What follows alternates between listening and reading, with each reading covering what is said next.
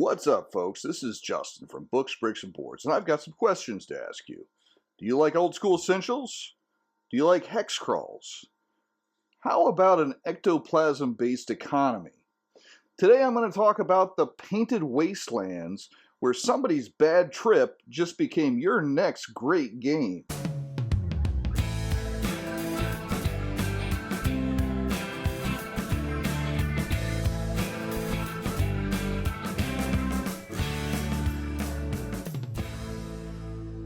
On my content? You're not entertained!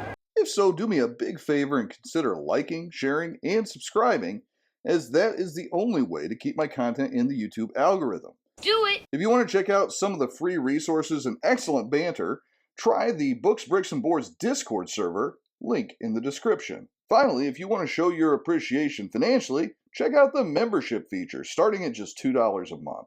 With that out of the way, on with the show. What is the Painted Wasteland? The Painted Wasteland, text by Chris Willett, art and story by Tim Malloy, is an old-school essentials hexcrawl experience set in a very weird and unique corner of the universe. In a world fueled by ectoplasm and the effects of smoking said ectoplasm, the influences are both in your face and at times a bit ambiguous as well, straddling expectations and surprise masterfully. That said, there are a lot of allusions to drug use and effects, as well as quite a lot of lampooning of consumerism and modern priorities throughout. So if any of that is a major issue, maybe look for a setting that doesn't include a flying 1970s van, complete with a mural on the side. For the rest of you, if you are still with me, you clearly don't mind a little weird in your games.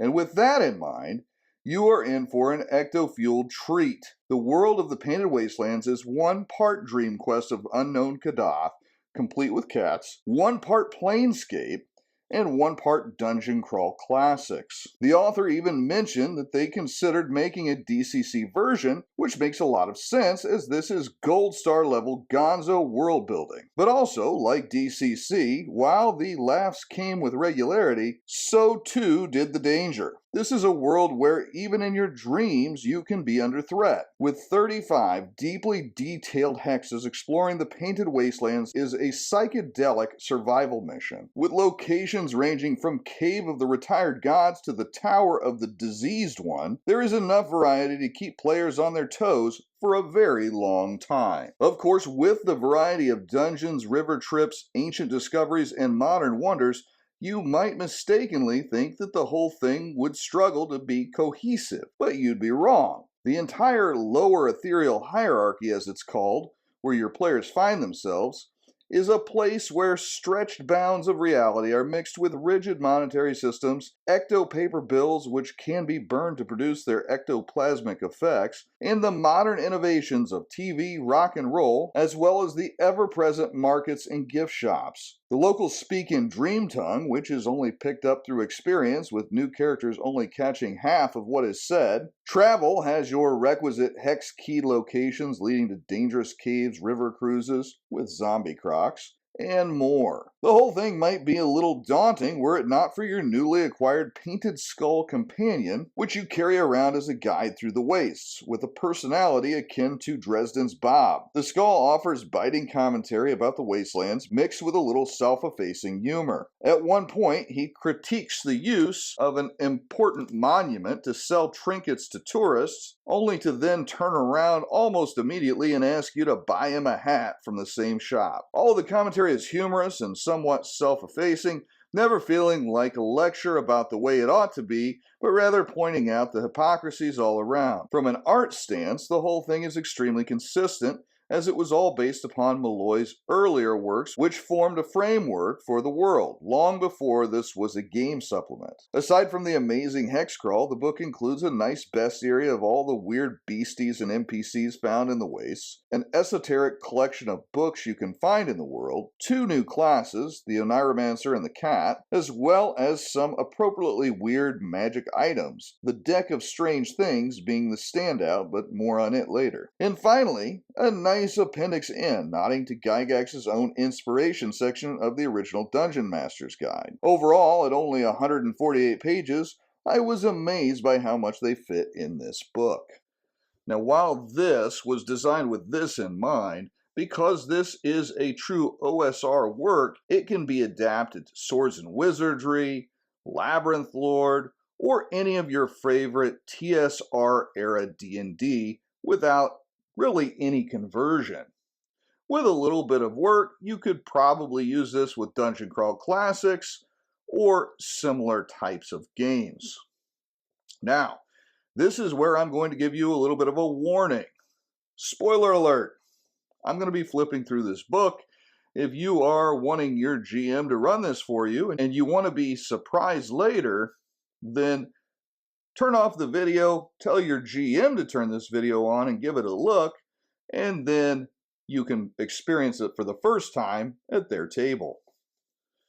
All right, so this is The Painted Wasteland by Tim Malloy and Chris Willett. This is a Smithsonian stitched book. It is quite beautiful. As you can see, it was designed for use with Old School Essentials. Has their mark of approval there. And one of the things that I mentioned briefly in the intro was that the art came before the book. So Mr. Malloy had some graphic novels that used the art from this book. I'm not sure how much of it is new and how much of it is actually just pulled straight from his graphic novels, but the world he had fully developed in his other works, and Mr. Willett turned that into a game. But as you can see, the pages are very nice. It's heavy paper. It does have a little bit of a gloss to it, but it's not overwhelming. These little skull outlines are the text from your painted skull friend that you carry around with you through the Wastelands. And the whole thing is very tongue-in-cheek. You will come across things in this Hexcrawl that you would not expect to find in an Old School Essentials based Hexcrawl. There's the flying van with the mural on the side. There's lots of these like advertisements through the book, and of course it's written in dream speak, so we can't read it. There's a TV with tentacles taking over the viewer, and you get a good mix of different styles in here. As far as some of it is quite serious and ominous, and then some of it is just really funny. You've got your guy selling t-shirts here, but then you have this big golem looking thing in the next page. You got some Mad Max influence here, clearly. A lot of references to what happens when you dream. A lot of this does remind me of the Dreamlands of Unknown Kadath. Probably got that wrong. I always say it in the wrong order. And got more maps. But there's each of these hexes is not just like a single quick blip encounter and you're done. No, you get pages for each hex. And you get a lot of backstory. You could probably spend an entire session just going through a single hex. You get lots of different tables and just tons and tons of artwork. Now, this part was something that I really liked, and I talked a little bit about it in the opening segment, but basically all of the NPCs and monsters that were statted up in the first section are fully statted here as well, which makes it very easy to find the monster you're looking for. I wish that more of these Hexcrawl type books would do this. If there was a critique on this section, it's that you don't get much art in here, but throughout the Hexcrawl portion you get more. So here's a section of the books that you can find and the effects that they have on you. Because this is kind of a, seems like a repository of travelers from throughout the universe, and reality is fraying at the ends. This becomes a place where you can find virtually anything if you look hard enough. This whole section here is on the deck of Strange Things, and Mr. Willett was kind enough to send me a copy. By the way, he sent me this copy as well. This book is a review copy that he sent me to take a look at. Not getting paid for this, but he did give me the book. So the way that this works, it's kind of like, pardon me, a deck of many things, but it has very weird results. Some of them quite good, some of them not so good. And the story of it is that the deck of strange things, once a card is used, it dematerializes and forms itself somewhere else in the painted wastelands. So you won't get an entire deck when you find it in the world. You'll probably find one card. One of the comments that made me laugh a little bit was that it said that you would often find these cards in the spokes of bicycles, which took me right back to childhood there. So that's pretty cool.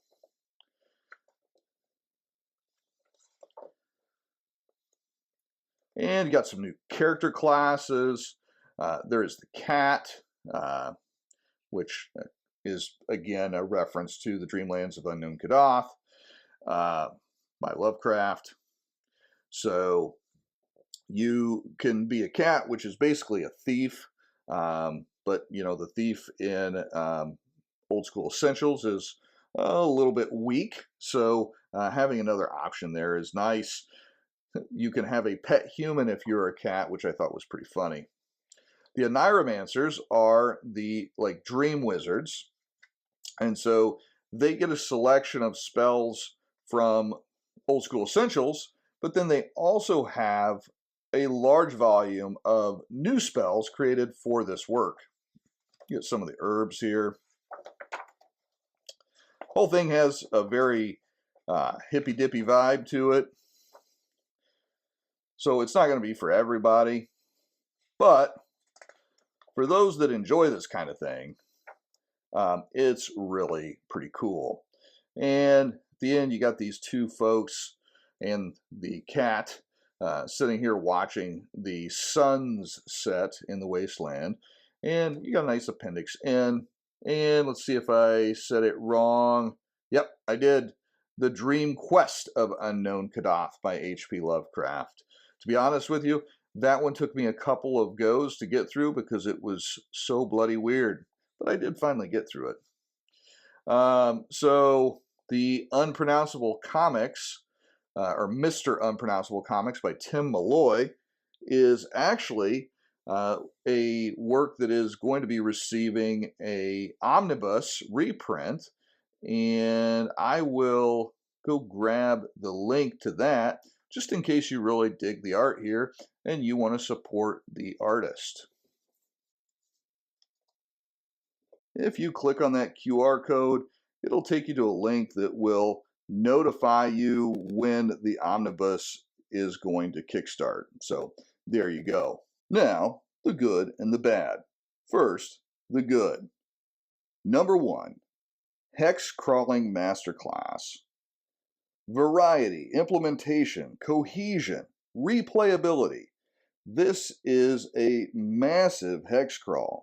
In terms of its hexcrawl quality, I would compare this very favorable to the Neverland hexcrawl that came out a few years ago, if you're familiar with that. If you're not, I'll just say it's really well done. There's just enough guidance to give you an idea of how to present this, yet not enough that it really ties you into a very specific line. This is going to be a living, breathing world, and you can make it your own.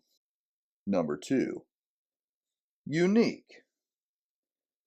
There is no comp for the art here. This is something that I would have expected to see in the pages of Dragon magazine in the early and mid 80s whenever I was a kid. I really like the aesthetic. This is very clearly 70s and 60s inspired in the type of art that it is, but it does have a very gameable quality. It's not like it is going into an area that you can't have a sandbox to play in. It's just very weird the way that it's presented. And like I said, it's got a very hippie vibe and aesthetic to it. I think it's pretty cool, but it won't be for everybody. Number 3, new classes and spells. There's a lot of content here. I mean, for around 150 pages, to have a 35 hex hexcrawl, and not just a simple one, but a very detailed one, and then to also go ahead and throw in 2 new classes that fit right into the Painted Wastelands setting, that's just really cool. Now, typically, I don't like classes that are going to forego some of the basic assumptions about player characters, such as, I don't know, having thumbs. But the cats in this are just kind of cool, and there is some precedent for it from Lovecraft's work. Also, the Oneiromancers are very well suited to the Painted Wastelands, and you get some cool new spells, so who's going to argue with that? Now, the bad. This isn't going to be for everyone. The drug references, the trippy style, and like I said, the art too won't be for everyone. This is not your granddad's D&D. Well, maybe it is, but not the D&D that he would admit to at this point. If you don't like weird and you're not looking for something unique, this may be one that you would pass on. If you're open to weird and you want to try something new, then this is going to be fantastic. Number 2, it dominates a campaign. This isn't really a short visit kind of place. I mean, your characters can't even understand the language of the wasteland until they've been there for several levels of experience grinding. And to really appreciate the ecto-fueled economy, it's going to take some exposure. So this isn't something where you're going to probably drop players in for a one-shot, but rather where you're going to need to spend several sessions to truly appreciate it. Number 3, not for novice GMs. Hexcrawls can be difficult to properly adjudicate as a GM at any rate, but this one especially so, because the lore and the setting is so deeply detailed and different than anything that you are used to. In most of these types of settings, there's a real-world analog to a lot of the cultures, and it allows you to shortcut your way to things that you're not familiar with in the actual setting. With the Painted Wastelands, everything is pretty unique, for good and for bad. And you're going to have a fairly good idea of how everything works together to run this and get the most out of it. For that reason, I wouldn't suggest this for a novice GM. On the other hand, if you've got a group of players that have not played before, but you're an experienced GM, I think this might be a great way to introduce them to the game so that they don't get painted into the corner of thinking that every game of Dungeons and Dragons has to be about, well, Dungeons and Dragons. Summary. When Chris Willett initially reached out to ask if I'd want to get a review copy of The Painted Wastelands, I was somewhat hesitant, as it just looked a little bit too psychedelic for my tastes. But as he described the premise and its Dungeon Crawl Classics aesthetics in an OSE shell, well, I was sold on the idea. I'm really glad I got a chance to take a look at this, as this is easily the most unique BX-compatible product that I have ever seen. With an old-school flair and otherworldly concept, The Painted Wastelands is a great way to show your group that D&D is more than killing dragons and delving dungeons. Sometimes it is a mural on the side of a flying van, and the van is one Gygax would have been thrilled to take a ride on. Look at those absolute legends. Keith, Simone, Dengar the Mighty, Joke, Blue Rose Lion, Agile Monk, Bjorn, and Mike the Hammer.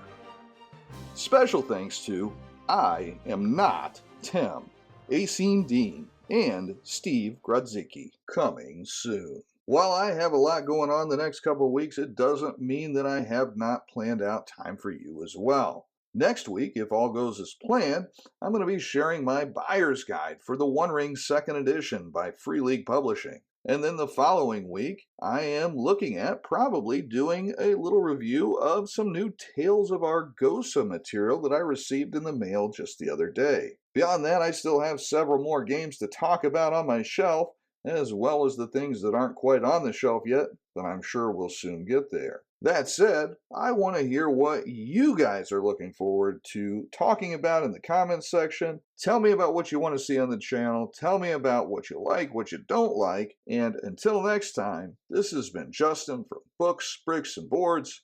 Good gaming, and God bless.